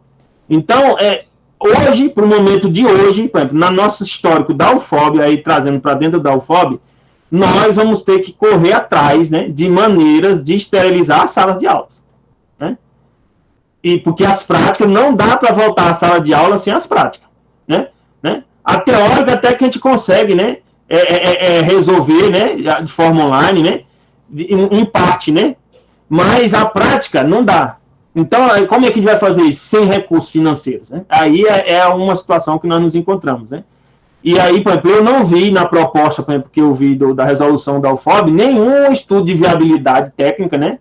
Dos custos envolvidos para isso, né? Porque a gente tem que ver isso, né? Porque não adianta dizer, vamos começar a voltar a ensino remoto, né? Das disciplinas que são possíveis, né? Tem cursos que a maior parte das disciplinas são práticas. Imagina um curso de medicina, né? Um curso de geologia, ou uma boa parte do curso de engenharia civil ou de elétrica, né? São práticas, né? Então, como é que a gente vai fazer isso hoje para a UFOB? Então, a visão que eu vejo, né, vai ter que investir, a UFOB vai ter que investir, as universidades vão ter que investir em sistema de esterilização, né, dos laboratórios, né? E aí eu já vi algumas tecnologias, como eu apresentei lá, usando luz ultravioleta. Tem uma professora que é aqui da Federal de Pernambuco, que ela desenvolveu uma caixa, né? Uma caixa que usa luz ultravioleta, né? E consegue esterilizar, né? Os equipamentos, os materiais que estão sendo utilizados. Nós vamos ter que correr atrás disso para ontem, né? E para poder dar condições, né? De ter essas disciplinas práticas, né? E do ponto de vista de como eu vou dar uma aula prática, aí agora nós vamos ter que, cada um, né? Docente vai ter que ver em função, né, do seu laboratório, como isso vai poder ser feito. Eu não posso dizer, por exemplo, na física, como isso seria executado. Na civil, eu acho que é possível, né, a gente fazer isso. Agora, a gente está tendo um problema muito grande também, que são a questão dos alunos fazendo estágio, né? E no estágio, eu não tenho controle dele, né? Eu não consigo ter controle dele lá no estágio se ele está sendo protegido, né? Então, nós vamos ter que repensar tudo isso, professor. Infelizmente, nós estamos aí com a pergunta, né, que como comunidade a gente vai ter que sentar, né, para rever tudo isso aí, né? Ok, professor Pedro, muito obrigado. Obrigada, professor Pedro. Alguém tem mais alguma pergunta a fazer? Alguma contribuição? Já que ninguém ainda deu a da graça, acredito que vai mais tarde ainda dar. Professor, então como é que as universidades hoje devem proceder, no seu ponto de vista, mas assim, voltando para a nossa universidade, né? Voltando para o UFOB, essa questão da pós-pandemia, né? Essa questão da interação aluno, professor e técnico administrativo. Do ponto de vista técnico, professora, a gente vai ter que fazer um estudo de viabilidade mesmo, entendeu? Primeiro, nós vamos ter que ver, por exemplo, os espaços físicos, a questão do como a gente controla esse espaçamento, entendeu? A gente vamos ter que criar corredores, né? Distanciamento de corredores, né? Vamos ter que criar um sistema, a gente chama de sistema de comunicação vertical, horizontal, né? De indicações, né? Para onde a pessoa vai ter que caminhar, entendeu? Vai ter que fazer isso. E vamos ter que preparar as salas também, entendeu? Todas as salas, corredores, né? Vamos ter que ter pessoas, né, controlando, né, acesso com máscaras, né, sem máscaras, né? Tem que fazer tudo isso aí antes da gente pensar em voltar para as aulas, entendeu? Antes disso, não tem condição. E vamos ter que ter o pessoal da saúde nos ajudando, né, a monitorar a taxa, né, de vetores, né, de vírus e bactérias, que existe meio de você fazer medição do ambiente, né, do quantitativo de vírus e bactérias, que já existem estudos, né, mostrando que não adianta você não é só ter o contato, né, depende também da carga de vírus que você tem no ambiente, entendeu? Tem uma pesquisa mostrando que muitos médicos e profissionais de saúde estão morrendo justamente no lugar onde ele troca a roupa, né? E ali onde troca a roupa é o lugar onde fica a alta concentração, né, do vírus, entendeu? Então, isso tem que garantir, né, que esses ambientes, né, você consiga medir o quantitativo, né, desses vírus nesse ambiente e para poder esterilizar o ambiente. Então, a gente vai ter que, para a sala de aula, né, com horários que nós temos aí, professora, de 7h30, né, às 9h10, 9h10 a 10h50, não vai poder existir mais. Vai ter que ter intervalos, né, para que possa fazer a esterilização do ambiente. Com equipes, né, preparadas, essas equipes vão lá, fazem a esterilização, vê a quantidade de carga de vírus que tem, né, para poder permitir que as pessoas entrem, né. Então, eu só vejo dessa forma. E aí, o que acontece? É como a senhora falou, vai ter que agendar os alunos. Então, eu não vejo, por exemplo, 200 dias de aulas nossos vão ter que virar, talvez, aí, professor, uns 400 dias. Porque eu, não, como docente, não vou conseguir dar aula, por exemplo, para 4 alunos, eu vou ter que dar aula de novo para mais 4, entendeu? Ou para, vamos supor, para uma sala que nós temos hoje, que cabe 45 alunos, talvez caiba, né, com um afastamento aí de 1,5 metro, cabe aí uns 15 alunos, entendeu? Então, a minha sala de aula de 45 se transforma em 3 de 15, entendeu? E aí, eu vou ter que agendar o aluno, para o aluno ir naqueles dias para assistir às aulas, entendeu? Então, o que acontece aí? Vou ter que dar mais aulas. Ou vai ter que a universidade contratar mais docentes. Não tem outro caminho. Se quiser voltar da forma que está. É uma questão que é muito... como é que eu vou dizer? Ela é um debate bem caloroso, né? Ainda mais quando a gente foca na questão da própria UFOB em si. Obrigada, professor Pedro, pelo esclarecimento. A UFOB é boa, porque eu estou falando para você, como eu sou da área de estruturas, né, e mexo com ambiente e espaço, né, como é a questão do distanciamento, está muito ligada à área que eu trabalho, né. Então, para você garantir distanciamento, você vai ter que fazer todo esse controle. Não tem outro caminho. Não tem outro caminho. Você me permite ter um adendo também, professor? Eu verifico também o seguinte, se nós pegarmos universidades na Europa e nos Estados Unidos, em que você chega e você tem uma sala de aula, tipo um auditório, com 200 alunos, com 100 alunos, com 150 alunos, por isso que eles conseguem formar tantos engenheiros, tantos profissionais. ok? E aí nós chegamos, e olha que a UFOB, e é bom citar, nos cursos de engenharia nós temos 45 alunos, ok? No início. Então, o professor sabe que tem universidades que tem salas que só tem 25 alunos. Entendeu? Só tem 25 alunos. Tem universidades em que, e aí, claro, evidentemente, por conta da própria pirâmide da retenção, né? E aí eu vou falar em outra linguagem, quando os alunos entram na universidade, principalmente nos cursos de engenharia, que são cursos que têm uma desistência muito alta, cerca de 60% a 70%, por conta até das reprovações e muitas vezes desânimo dos alunos, dos discentes, tanto é que nós o tempo todo pedimos, né, que eles permaneçam, que eles, né, tenham fibra, não desistam da primeira, não é isso? E continuem apostando nos seus sonhos. Então, se nós começamos com 100 alunos, certo? É normal chegar no final do curso e ter 15, 20, ok? Então, eu acredito que a base deveria aumentar para que não tenhamos situações de termos, por exemplo, como o senhor mesmo falou, aula com 2 alunos, com 3 alunos em determinadas disciplinas, certo? Então, quer dizer, nós que deveríamos, na realidade, estar focados para aumentar a nossa base, né, de forma a aumentar a quantidade de egressos da própria universidade, estamos nos encontrando agora numa situação totalmente inversa daquela nossa necessidade de projetar, né, para que o país possa entrar num ciclo de desenvolvimento.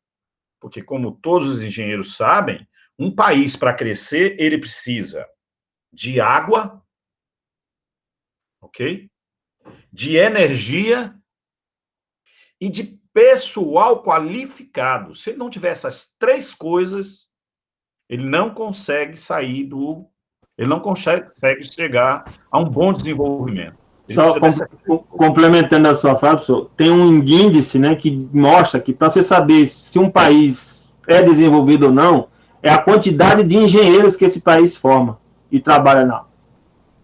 Os Estados Unidos, por exemplo, estava muito preocupado que a China ultrapassou eles na quantidade de engenheiros que eles estavam formando. E aí, por isso que eles viram, né, que a China começou a dar o quê? Um salto. Porque se o número de engenheiros cresce num lugar, a tecnologia desenvolve mais rápido, né? E agora, só complementando o que o senhor falou, infelizmente, o Brasil não é igual aos outros países, porque um dos critérios, né, da base, né, do MEC e do Conselho Nacional de Educação para poder dar a dotação orçamentária para nós é o índice de retenção do aluno. Então, se a gente bota, vamos supor, 100 engenheiros e forma 2, continua formando 2 ou 3, a quantidade de dinheiro que nós vamos receber é muito menor de um aqui, por exemplo, que entra 15 e forma 10, tá entendendo?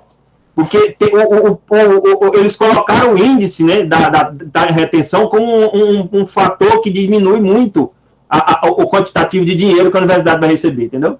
É por isso que a UFOB nós não conseguimos passar, eu acho que é 17 milhões, porque a nossa retenção é 60%.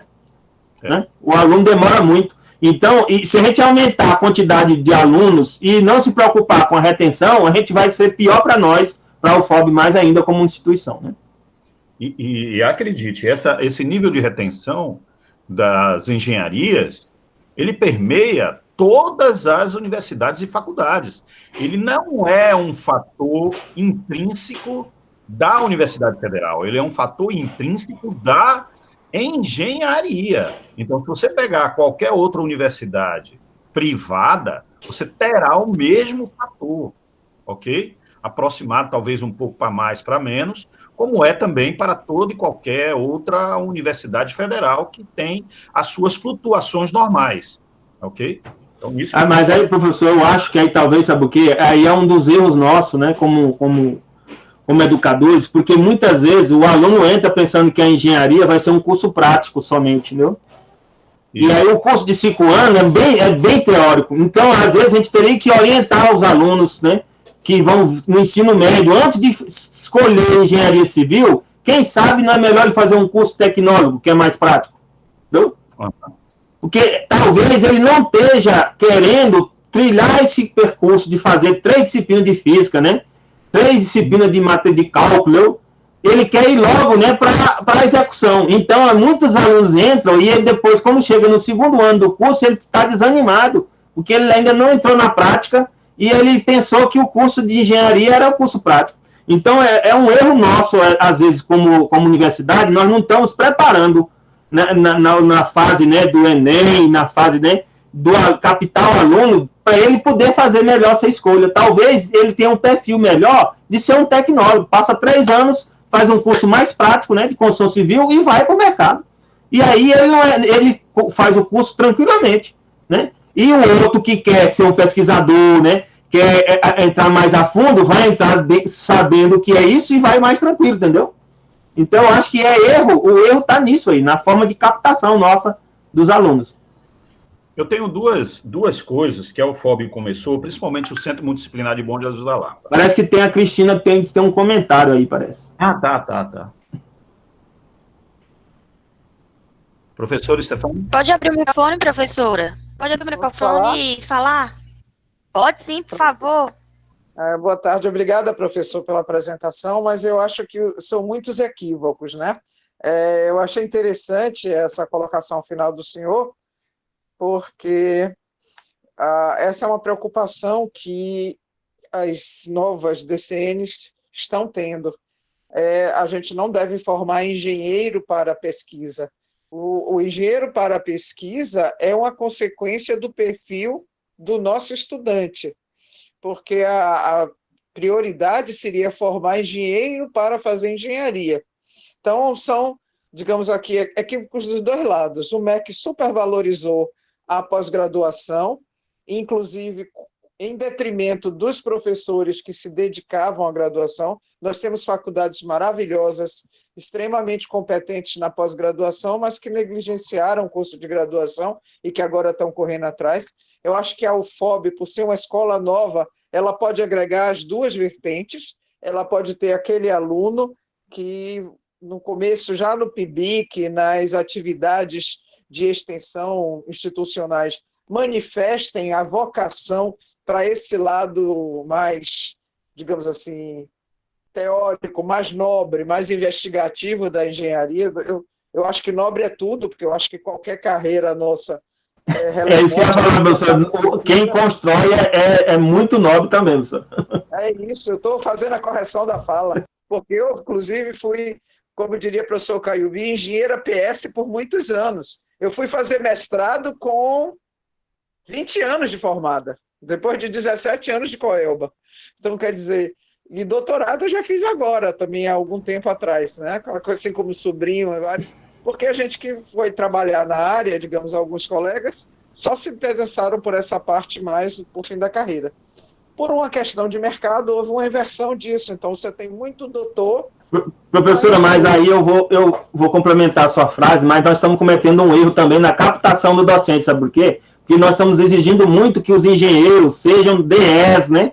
Que não faça projeto nenhum, que não construa nada.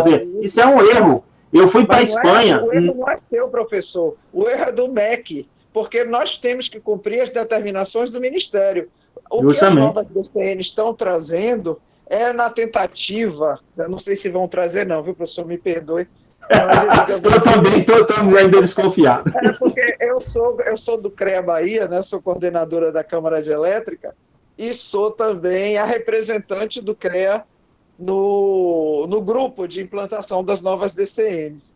Então, uma coisa que me chamou a atenção é que tem universidades com um aparato para implementar essas coisas fantástico. Você fica assim se sentindo, sabe? Poxa, que inveja, aquela inveja sadia, como tem recurso. É uma coisa assim maravilhosa. Mas é aquela história. Você tem uma situação da supervalorização da pós-graduação em detrimento do engenheiro de carreira. Você tem muito profissional bom, que daria excelente professor, porque precisa... Imagina um professor de construção civil que nunca construiu nada, professor. Pois é, mas o que está acontecendo é que a tendência é piorar na hora que você enche o sistema de simuladores e o nego está querendo fazer até curso EAD, 100% EAD de engenharia civil, que para mim não tem o menor sentido. Que você faça um curso híbrido, eu até reconheço. Mas o que eu quero dizer ao senhor é isso, é que, na verdade, o erro não é nosso, no momento em que a gente está... Talvez o nosso grande erro, talvez por inexperiência, por não ter sido uma coisa feita até hoje, é o fato de que a gente tem que motivar o aluno a continuar, o senhor chegou a falar nisso há pouco, e isso tem que ser feito com temas interessantes, né? Não é só um interessante para mim nem para o senhor, é um interessante para ele. Porque professor, eu não sei se a senhora, a analfóbica, a gente conseguiu modificar agora, por exemplo, criar o modelo de disciplinas optativas, entendeu? Foi uma briga muito grande, mas uma boa parte das disciplinas, por exemplo, a partir do 7º semestre do curso, nosso, por exemplo, no caso da civil, são quase todas optativas, entendeu? Então, o aluno que quer ir para a prática, ele vai para a prática, e o aluno que quer ir para a pesquisa, vai para a pesquisa, porque aí cada um escolhe o seu caminho, porque a gente estava com erro de criando disciplinas fixas, né? E aí você obrigava o aluno que não tinha o perfil a seguir aquele caminho, né? Então, eu acho que o leque de disciplinas optativas tem que crescer para permitir que cada um trilhe o seu próprio caminho, né? Pronto. Isso já é, essa proposta de vocês já é uma proposta fantástica. Agora, está sendo implementada ela já. Geral, a gente está amarrado a decisões centrais, nem sempre a gente faz o que quer. Eu sou IFBA, a proposta nossa era ter um curso versátil, mas na prática a gente não consegue.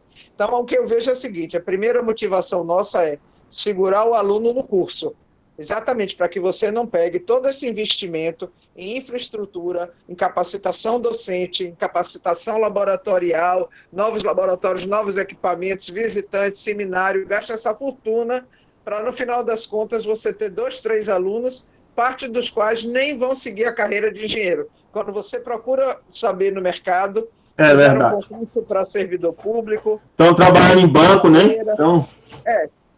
tem tudo isso. Então, eu digo ao senhor o seguinte, o trabalho tem que ser de todos nós, no sentido de que talvez o momento atual seja propício para que a gente corra atrás das novas tecnologias, isso você está ouvindo de uma professora que já é sexagenária, né? Para que a gente possa agregar ao máximo os motivadores para que o nosso aluno, independente de querer construir, de querer fazer ponte, de querer fazer prédio, de querer fazer instalação de usina, ou trabalhar com a parte de, sei lá, recuperação de barragem, que é uma coisa tão importante, de encosta, que é outra coisa super importante para a sociedade atual, que esse cara não largue o curso.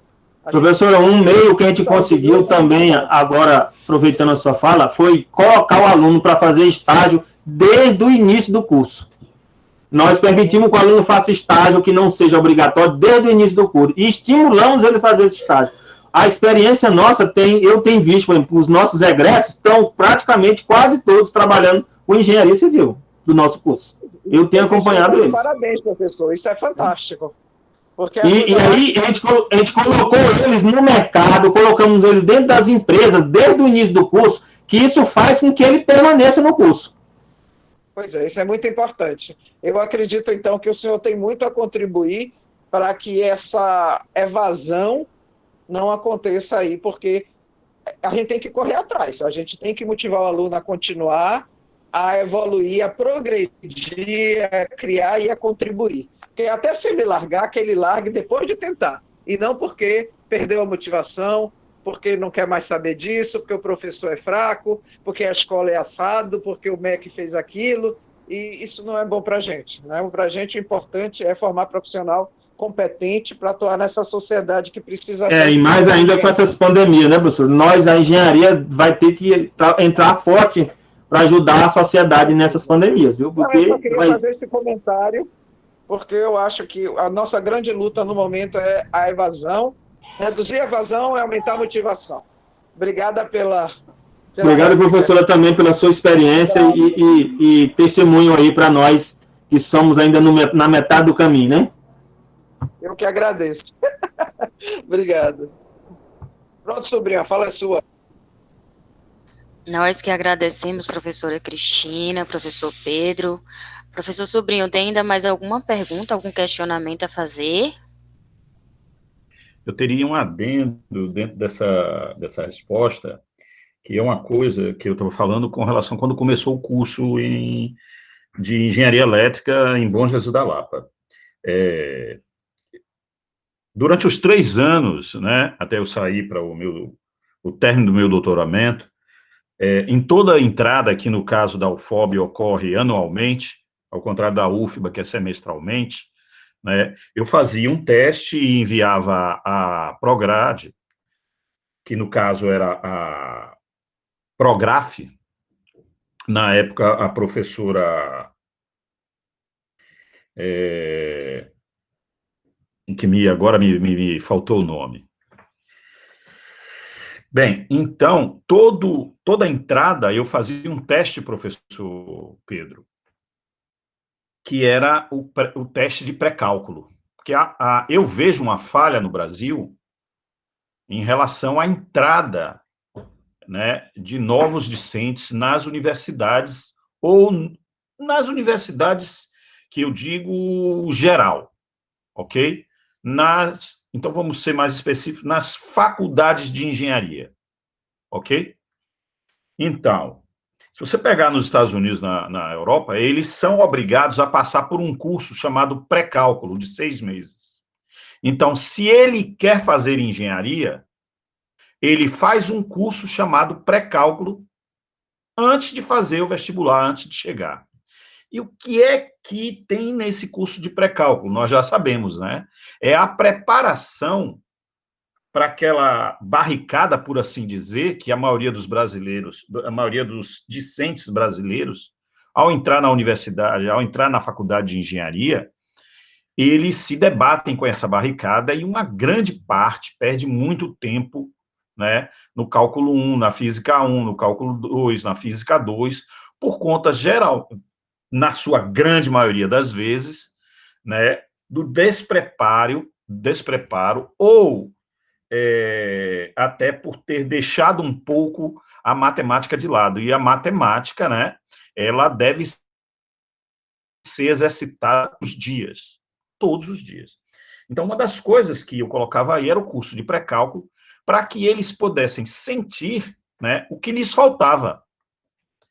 Que depois de um ano, eles viam que tudo aquilo que estava na prova de pré-cálculo, certo? Que era feita com todos os iniciantes, os novos alunos, né? Os calouros.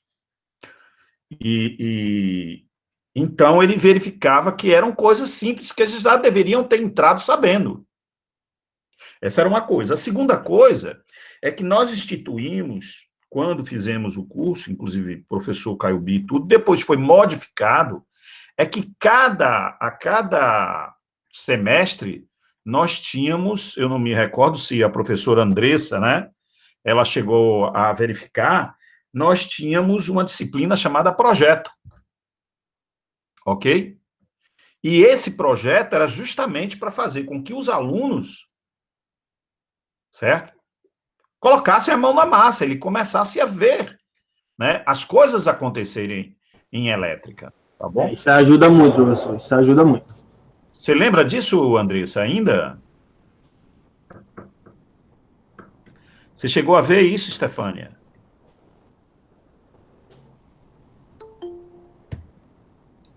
Não, não cheguei não, sobrinho. Não cheguei não. Quem pode ter mais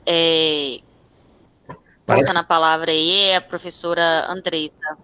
Parece que já tinham suprimido isso, né, do fluxograma que foi colocado lá por mim, para o professor Caio Bi, na época, entendeu?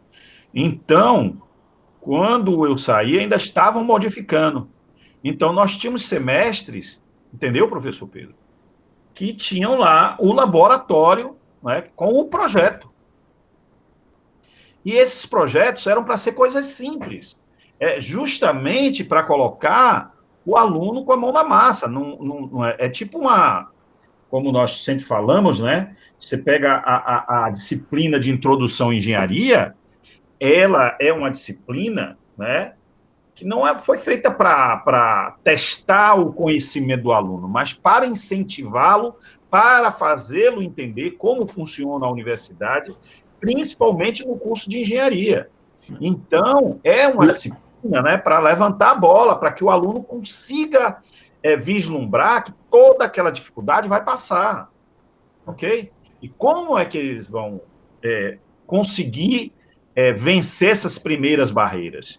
Ademais, essa disciplina de projeto era justamente o início, né, o engatinhar. Então, não era nunca foi pensada como uma disciplina, né, no sentido de que, fulano não passou no projeto, ok? Então, o projeto é para fazer o aluno começar a engatinhar, a começar a estar lidando com aquilo. Projeto 1, projeto 2, nós tínhamos até o projeto 4 ou 6. Entendeu, professor?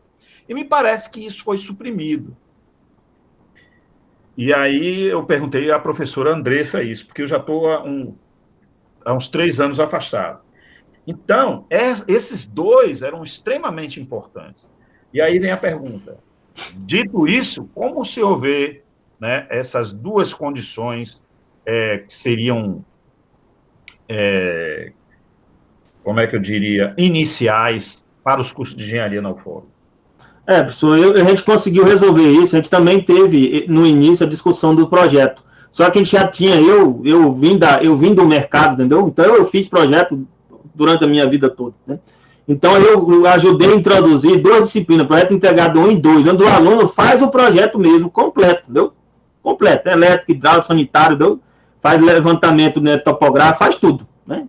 Prático mesmo, e não é uma disciplina, é uma atividade, ou seja, eu vou estar acompanhando eles, eu pego um projeto arquitetônico e diz, vocês vão agora fazer o lançamento estrutural, vocês vão fazer movimentação de terra, e vai fazendo até chegar no orçamento. Aí, nós aproveitamos, né, aí foi que veio a ideia minha também, de colocar o estágio desde o início do curso. Então, isso tem ajudado muito, justamente, a manter o aluno. Que o aluno diz, professor, agora eu estou entendendo porque eu estou estudando física aqui, eu estou entendendo porque eu carro desse cálculo e dessa mecânica, entendeu? Porque aí, como ele veio dentro no estágio, aí essa disciplina de vocês de projeto, não sei se vocês também poderiam vivenciar isso, o projeto, como se fosse uma atividade também vinculada a algumas empresas, né? Para ele fazer um protótipo, por exemplo. Existe campeonatos, por exemplo, na Europa, campeonato de robôs, né? Daqueles robozinhos, né? A gente pode fazer campeonatos para atender a necessidade do Brasil, né? Lá eles fazem para robô, né? Então, começar a fazer esses protótipos e fazer um vínculo dessa disciplina como atividade, ou seja, ela não seria uma atividade que se você aprovar, ela acrescenta lá no seu histórico, mas se reprovar, você tem a experiência, entendeu? Ser uma atividade, né? E colocar ela vinculada à parceria, como SESI, Senai, entendeu? E pegar as demandas desse pessoal que eles têm, né? Agricultura, né? Para eles estão mexendo muita mecanização, desenvolver protótipos, né? E eu acho que isso aí, essa questão do sensor que eu falei, para poder monitorar, né, bactérias, para mim é algo fantástico, né? Se a gente conseguir desenvolver uma tecnologia dessa com os alunos e os professores coordenando, né? São tantas coisas, professor. Por exemplo, só para o levantamento topográfico, por exemplo, em ruas de barreiras que ainda são, né, de terra. Que tem risco de alagamento em época de chuva, né? Exatamente. A outra coisa, que é uma das coisas mais simples que eu já vi, tanto serve para mecânica, quanto serve para elétrica. Bem, eu acredito que muitas pessoas aqui já foram à lotérica, né, Estefânia? Sim, uma lotérica, sim. É isso, professor? Todo mundo aqui já foi uma lotérica. Sim, sobrinho, sim. Fazer uma fezinha, né? E fazer a fezinha lá da lotérica, seja com a quina, seja com a cena. Você já notou que desde que eu me conheço como gente, você só encontra lá o formulário e a canetinha? Por que nós não temos um pequeno equipamento, seja mecânico ou elétrico, para que eu só digite o número e ele mesmo coloque? E ele já imprime uma notinha, né? Uma notinha com os números. Exatamente. Ou aquele mesmo formulário, entendeu? Sim, é verdade. Ou aquele mesmo formulário. Então, quer dizer, é nessas pequenas coisas que um país vai se desenvolvendo. Quando você torna tudo, e aí eu peço perdão novamente ao Domingos, né? Aí você vai dizer, é nesses momentos, né, que, infelizmente, a automação toma conta de algumas coisas, mas é preciso que o cidadão ele esteja o tempo todo verificando, né, como é que vai estar a sua profissão no futuro, ok? Ele precisa estar se atualizando o tempo todo, porque o mundo... Mas aí, professor, eu acho que nós também, como universidades, vamos ter que entrar nisso. Sim, concordo. Com mini cursos, com capacitações, né, com treinamentos, né, parcerias com as indústrias, né, por exemplo, com o SESI, Senai, né.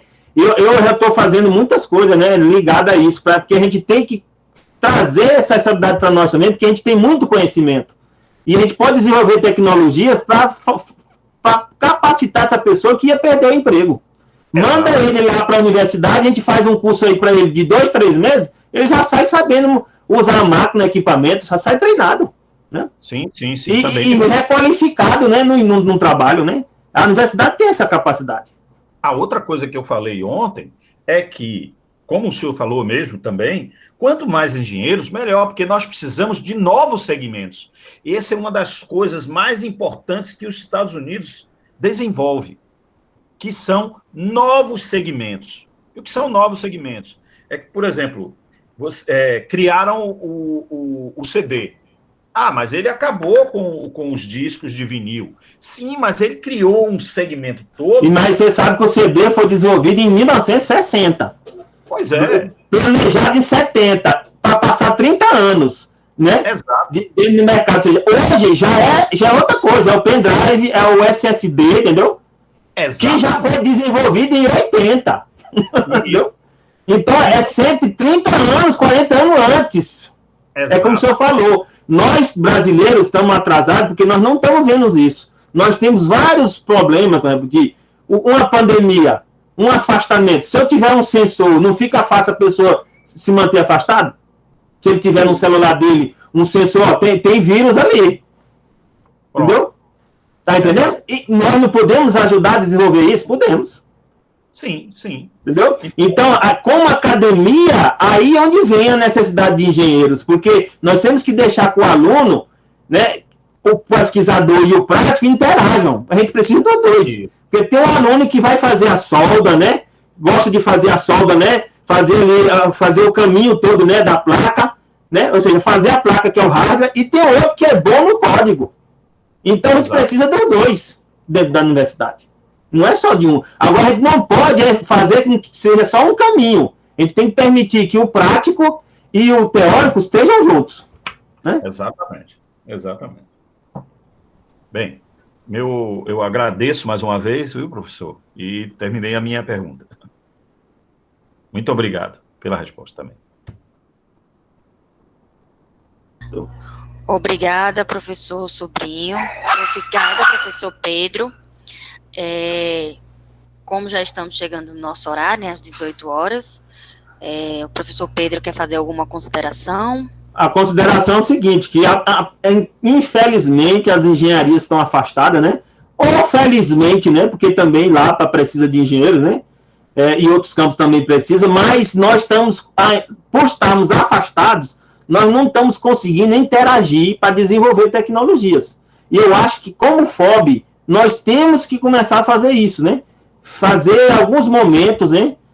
Que já podemos começar, né? Através dessas nossas lives, né? De começar a discutir projetos conjuntos, né? E para fazer essa interação, né? De multidisciplinar para desenvolver tecnologias. Porque tecnologias nós não conseguimos resolver só com uma formação. São várias formações. Eu tive na Espanha, no Centro Internacional de Métodos Numéricos, na Universidade Politécnica de Catalunha, né? E lá eu conheci, engenheiro civil, biólogo, químico, matemático, físico, ou seja, eu fiquei assim, sabe? Fiquei assim, poxa, o mundo é esse? entendeu? E eles estavam desenvolvendo projetos de tinta para o metrô de alta velocidade, né, da Europa. Quando o metrô passava um pelo outro, né, eles geravam vórtice de ar, né, e criava turbulência. Aí tinha um químico desenvolvendo uma pintura, né, com o pessoal lá, para diminuir, né, ficar mais, né, liminar, né, de forma liminar o vento. Outros, junto com o engenheiro da minha área de estrutura, tá mudando a forma, né, do metrô, para poder diminuir, né, esse vórtice. Ou seja, um grupo de pessoas interagindo para resolver problemas. Então, eu acho que nós, como FOB, temos essa oportunidade, com as engenharias que nós já temos.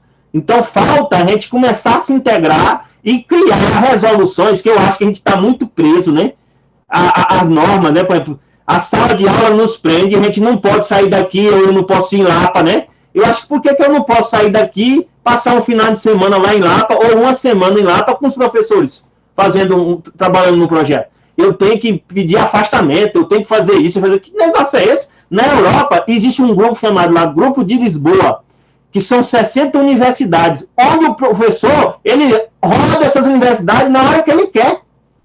Ele não precisa estar dizendo, eu quero um afastamento para ir lá na UFBA de Salvador, eu preciso de um afastamento para ir lá em Lapa. Não tem sentido isso, nós estamos perdendo muito tempo com isso. Então, tem que mudar as nossas normas para permitir nós criarmos essas interações, para a gente poder criar tecnologias, né? Eu acho que isso que falta na UFOP, né? Muito, muito. De criar normas, né, que permitam essa interação, né? E agradeço o convite, né? Eu não entrei num foco mais profundo do tema da engenharia. Se vocês quiserem, no futuro, que eu entre do ponto de vista de normas, de outros aspectos, eu posso entrar, né? Eu não entrei porque, como o sobrinho disse, que era um grupo menos técnico, né? Podia ter pessoas de outras formações, então eu dei um pano geral, né? Mas se quiserem que eu aprofunde depois na parte de normas, né? Normas relacionadas, né? Controle, né? Tecnológico de seguranças, aí também eu posso trazer para vocês aí também, que eu tenho conhecimento na área sobre isso também, né? E agradeço, né, pelo convite, e estamos aí disponíveis, né, para contribuir.